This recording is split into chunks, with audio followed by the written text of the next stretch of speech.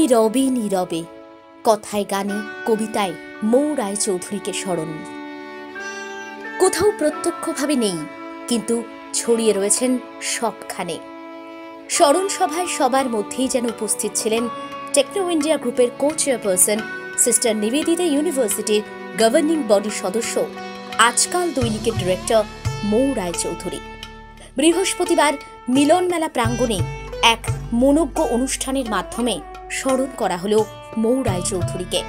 কথায় গানে কবিতায় তার টুকরো টুকরো স্মৃতিচারণ করলেন বিশিষ্টরা।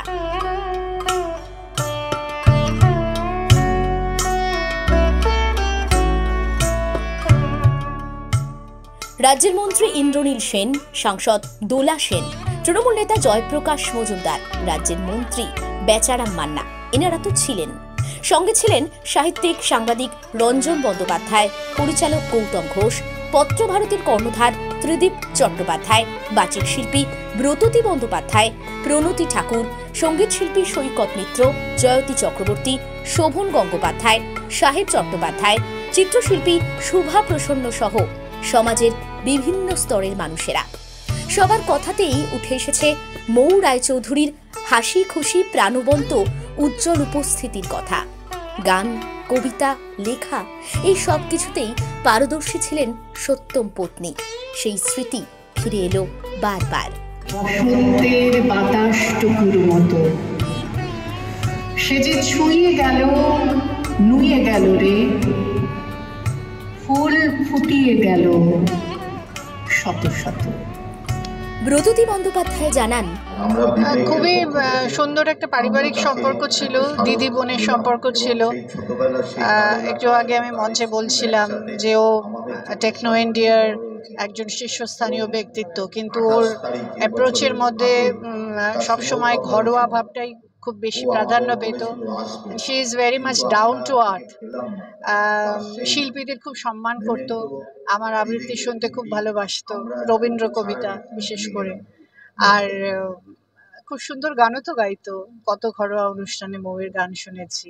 কত স্বপ্ন ছিল, সাজতে ভালোবাসতো, সুন্দর শাড়ি, সুন্দর জুয়েলারি, জাং জুয়েলারি হতে পারে। ও ব্রত দিদি এটা করতে গিয়ে কিনেছো বা এটা খুব সুন্দর লাগছে, সবসময় অ্যাপ্রিসিয়েট করা, এই সব কিছু খুব মনে পড়ছে। মানে ওকে তো আমি কখনো মানে পরিবারের বাইরে বলে ভাবিনি, ওকে নিজের পরিবারের মতোই মনে হতো। আর রোজ হয়তো কথা হয়নি, দেখা হয়নি, বিভিন্ন গেট টুগেদারে দেখা হয়েছে। ওর জন্মদিনে, বিবাহবার্ষিকীতে ওদের গিয়েছি শুভেচ্ছা জানাতে। তো সেসব দিনগুলোর কথা খুব মনে পড়ে। ওর কাজগুলো, যে স্বপ্নগুলো ছিল, সেগুলো আগামী দিনে সফল হবে, এটাই এখন একমাত্র চাওয়া। অনুষ্ঠানে উপস্থিত ছিলেন পরিচালক গৌতম ঘোষ। তিনি বললেন, ওর ছোট বোনের মতো একেবারেই অনেক দিন ধরে, এক্স্যাক্টলি 20 বছর আগে আমার আলাপ, মানে এখানেও না, বঙ্গ সম্মেলনে বল্টিমোরে।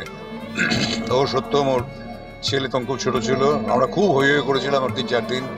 তারপরে তো বহুবারই আমার ছবির প্রয়োজনও করেছে। শঙ্খচিলের প্রয়োজক ছিল, তার জন্য রাষ্ট্রপতি পুরস্কার পেয়েছিল এবং আমি যেতে পারিনি, মৌ গেছিল রাষ্ট্রপতি পুরস্কার আনতে। খুব এত খুশি হয়েছিল প্রণববাবুর হাত থেকে পুরস্কার নিয়ে, আমার পুরস্কারটাও এসে আমাকে দিয়েছিল, তাতে আমি খুব খুশি হয়েছিলাম। আমি ভাবতেই পারছি না এখনো নেই, কিন্তু আমার ও আছে। ও সুরের মানুষ, গান ভালোবাসতো, গান গাইতো চমৎকার। ও সুরও লোকে হারিয়ে রয়েছে, আমাদের সকলের মধ্যেই আছে। মৌয়ের এই হঠাৎ চলে যাওয়াটা মানতেই পারছেন না রঞ্জন বন্দ্যোপাধ্যায়। তার কথায় বলবার কিছু থাকে না অনেক সময়। মৌয়ের এই হঠাৎ চলে যাওয়া, হঠাৎ প্রয়াণ, আমার কাছে রবীন্দ্রনাথের ভাষায় মৌন দিয়ে ছোঁয়া। এত গভীর দুঃখ পেয়েছি আমি যে এখন আমাদের যা বয়স, এই সময় মৌকে বিদায় জানাতে কষ্ট হয়েছে, কিন্তু যা হবার সেটা হয়েই গেছে। এত কিছু ফিরিয়ে আনা যাবে না তাকে। আমাকে দিয়ে অনেক ভালো ভালো কাজ করিয়ে নিয়েছে এবং এই অন্তজীবনে, প্রান্তিক জীবনে আমার, এবং সেগুলোর জন্য আমি মৌয়ের কাছে কৃতজ্ঞ। মৌয়ের কাছে খুব ভালোবাসা পেয়েছি, মৌয়ের সঙ্গে খুব কাছাকাছি গেছি দিনের পর দিন। এমনকি ওর মৃত্যুর কয়েকদিন আগে আমরা একসঙ্গে বসে পেয়ারা খেয়েছি। এবং সেও একটা বেশ মজার দুপুরবেলা কেটেছে। মৌ যে হঠাৎ চলে যাবে আমি ভাবতে পারিনি। যেখানেই থাক ভালো থাকুক, আনন্দে থাকুক আর তাঁর কাছে থাকুক। সঙ্গীত শিল্পী জয়তী চক্রবর্তী বললেন, আসলে এই অসময়ে চলে যাওয়াটা মেনে নেওয়ার মতন ঘটনা নয়, তাই মেনে নেওয়া যাচ্ছে না। আর বিশেষত এখানে আসার পর থেকে মৌদির এত একটা জীবন্ত ছবি, প্রথমত একটা ভীষণ জীবন্ত চরিত্র, এত মাদারলি, এত প্যাশনেট যে কোনো ব্যাপারে, এবং যাদের সাথে আলাপ হয়েছে আমার বিশ্বাস আমার মতন তারা সবাই বোধহয় এটাই বিশ্বাস করেন যে মৌদির সঙ্গে তার একটা নিবিড় সম্পর্ক আছে। এতটাই ফিল করাতে পারতেন উনি। তো আমি এখনও বিশ্বাস করতে পারছি না এবং চাইও না বিশ্বাস করতে যে মৌদি নেই। মৌদি তার কাজের মধ্যে দিয়ে এরকমই একটা হাসি মুখ নিয়ে, সবার প্রতি একটা কেয়ারিং অ্যাটিটিউড নিয়ে এইভাবেই হয়তো আমাদের মনের মধ্যে থাকবে, আর আমি চাই সেটাই থাকুক। তবে বাস্তবটাকে মানতে হয়, মানতে জানতে হয়। যারা আমরা রবীন্দ্রনাথের ভাবনায় দীক্ষিত বা ভাবিত, যেভাবেই বলা যায় না কেন, তো সেখানে মৃত্যুকে অ্যাকসেপ্ট করে নিতে হয়। তো এইটুকুই বলার যে তিনি, মৃত্যু তো একটা অনন্য জার্নি, সেই জার্নিতে মৌদি আনন্দে থাকুক, এমনটাই হেসে থাকুক, এটাই। কোনো লাইন মনে পড়ছে? আসলে অজস্র গান মাথার মধ্যে গিজগিজ করছে, আমার যেহেতু ওটাই কাজ। আর তার থেকেও বড় কথা হচ্ছে মৌদির সঙ্গে কাটানো অনেকগুলো মুহূর্ত, অনেকগুলো দিন, অনেক এরকম সময়। বিশেষত আমরা এনএবিসি গেছি একসঙ্গে, এছাড়াও মৌদির বাড়িতে মৌদির রান্না করে খাওয়ানোর ঘটনা, অসামান্য রাঁধতে পারতেন। তো সব মিলিয়ে সবটা এরকম পাস্ট হয়ে যাবে, পারতেন বলতে হবে, গেছিলাম বলতে হবে, এগুলো একেবারেই মাথার মধ্যে আসছে।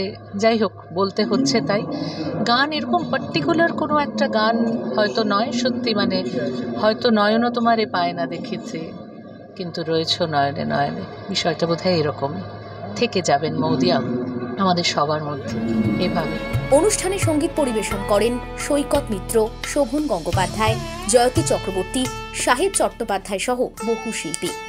আবৃত্তি করেন ব্রততী বন্দ্যোপাধ্যায়, প্রণতি ঠাকুর প্রমুখরা। স্মৃতিচারণায় গৌতম ঘোষ সহ বিশিষ্টরা। শহর দেখল আজ এক অন্য সন্ধ্যা, যেখানে কথায়, কবিতায়, স্মৃতিতে শুধুই মৌ রায়চৌধুরী, যিনি চলে গেছেন অনেকটা দূরে, তবু তিনি রয়ে যাবেন নীরবেই। ক্যামেরায় সুদীপ্তর সঙ্গে জয়িতা, বিশ্ব বাংলা সংবাদ।